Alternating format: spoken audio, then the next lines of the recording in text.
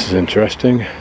Small gauge railroad track going from here over to that building and then into that building. Here was apparently a turnabout. In other words, you could rotate this portion to turn the car in whatever direction you wanted to go.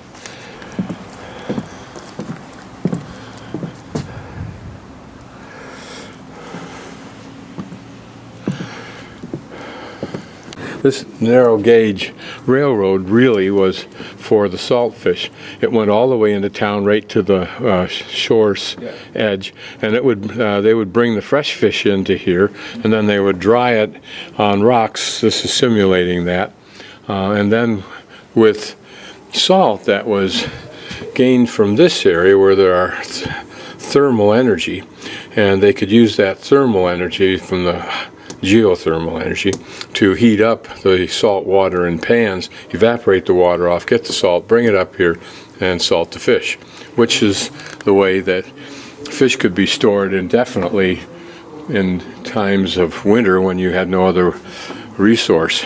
There's people in Spain and Portugal. But yeah. Oh yeah, yeah. This was the Icelandic gold. This is a picture in the old days, and this is all fish lying out on the rocks, drying. And my friend tells me here that the fish of Iceland was more valuable than that of Norway because it's colder up here and it was just a better quality fish. This is what it looks like. A solid slab of fish. You could kill somebody with this. This is what the salt looked like. It's kind of a flakiness, but it's original sea salt. And then in more modern times, for the people of Iceland as well as tourists, they've flavored these.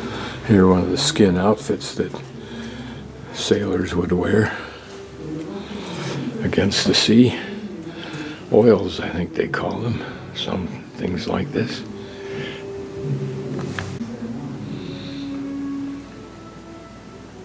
These were floats for the nets. Now, of course, we use plastic that's inflated.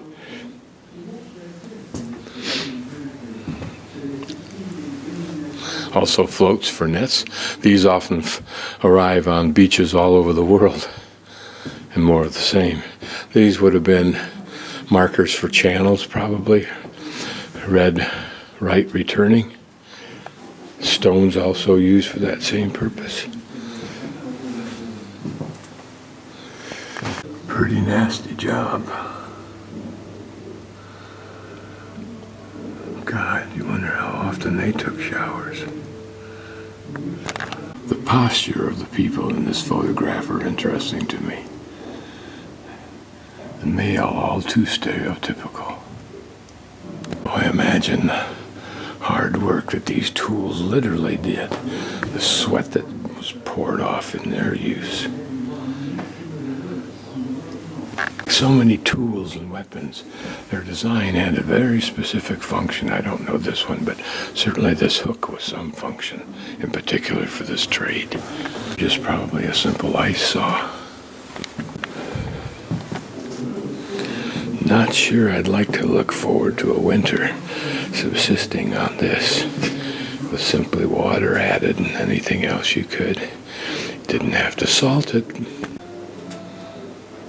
Certainly would have to be a life you get used to. This is a picture or a map drawing of the town in 1890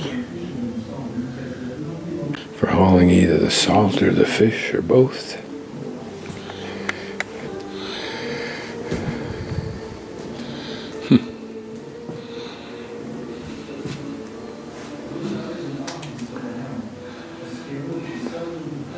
Notice how the sails could be reefed down.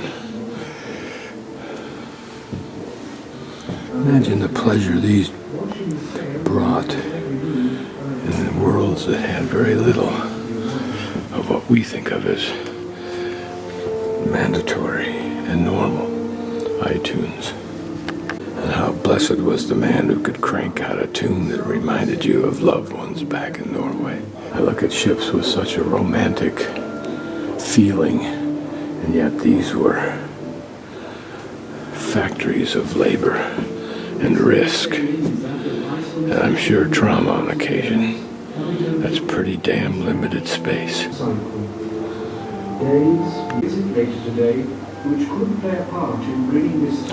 Look at the beams that compose the walls of this older building.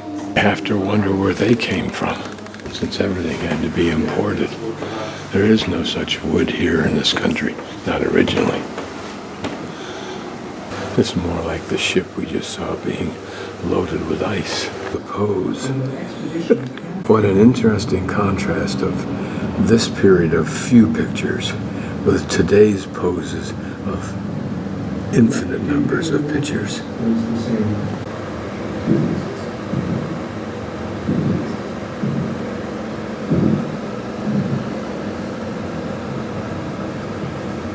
I think that's where I had my pastry this morning.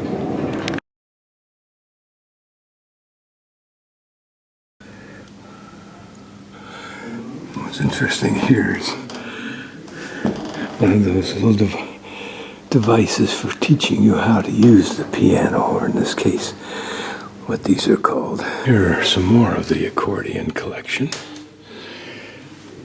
Look at this cute little one. How easy it would be to throw that in a duffel bag. And how it became the orchestra for men singing. Tremendous collection of the old hand accordions. Never seen its like.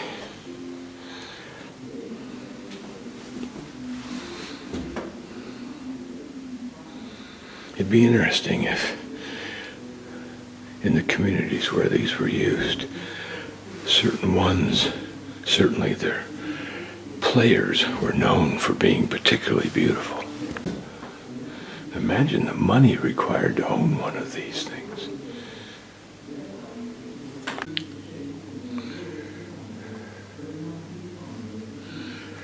Here's one that looks like it functions like a player piano.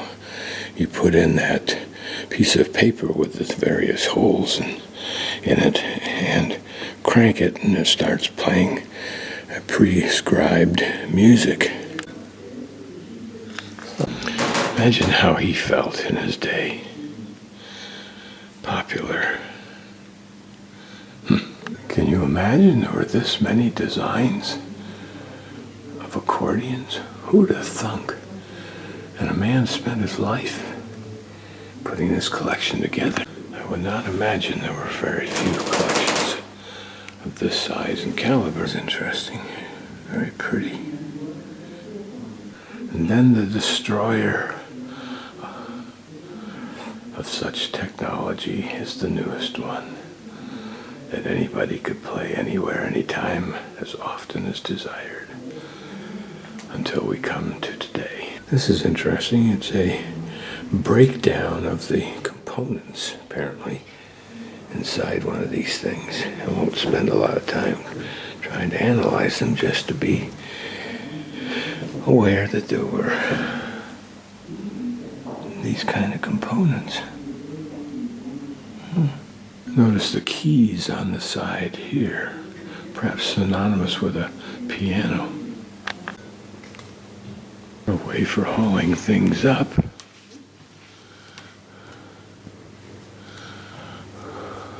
And a way for communicating between floors or the decks of a boat. Of course, the occasional polar bear who gets trapped on an ice floe and ends up coming to Iceland, where it can't survive. And it doesn't.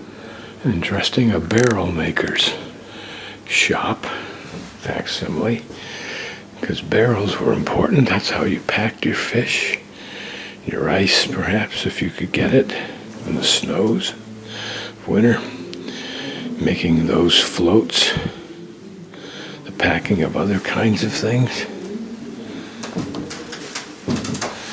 Don't know what these are for, unless it's, I don't know. Maybe they're templates for various staves, like, see, here's staves for something like this. You see how the design is. Oh, by hand. My God, what powerful people they were. And real artists. real craftsmen, not garbage craftsmen using power tools like I do. Interesting for making curves. I hadn't seen one of those before. Peculiar to the trade, no doubt.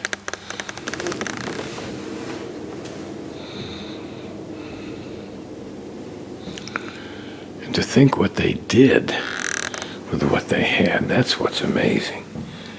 That's the indicator of their profound skill. Just imagine the time it took the man to create this and what a knowledge of ships he must have had. Look at that. That was state of the art. Some more of the technology surrounding, providing that man with air. Wanted to make sure your friends were on this thing, not your enemies.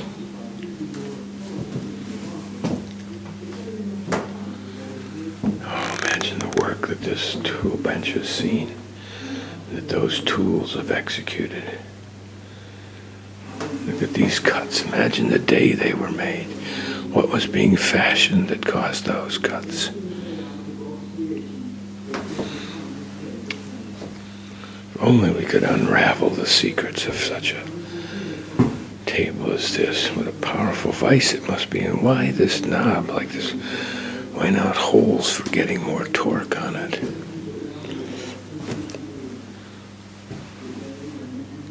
He of little skill inquires.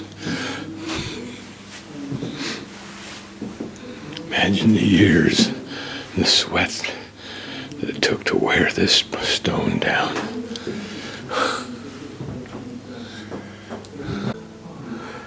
I remember taking pictures of ships, models, in the museum down in Tierra del Fuego, the tip of Argentina. The designer's tools, the draftsman's tools. Wow.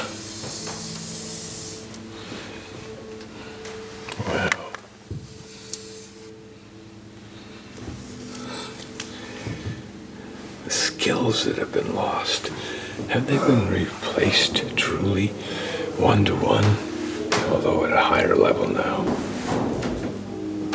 Probably in here you put little candles, so there was some light. Here, obsession for the beauty of the lines of hull design.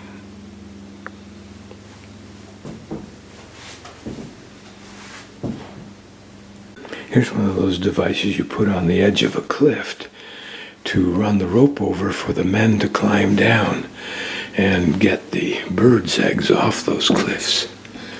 This is the upper floor of this, what I'm sure was an old processing plant. An old drawing of a beached whale. It's probably for dragging along the seabed to pick up these kinds of critters. Well, at least these, blah, blah, blah. Here, an early fishing station. Kind of like camping out in my little van, only a whole lot tougher. Probably an ice saw. Here's some home implements of wood. Again, something the craftsman would have made. Reminds me of the stories of people who had to saw logs like this into boards in the Dawson Gold Rush. Now we'll climb carefully to the top. I'll pan out these windows. I didn't notice that before. There's snow on those mountains.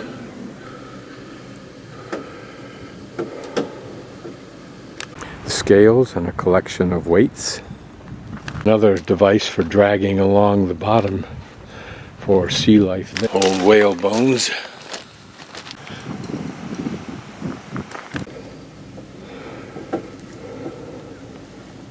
This might have been one of the high points in town in its day. It was very useful for seeing which ships were in port or were coming in.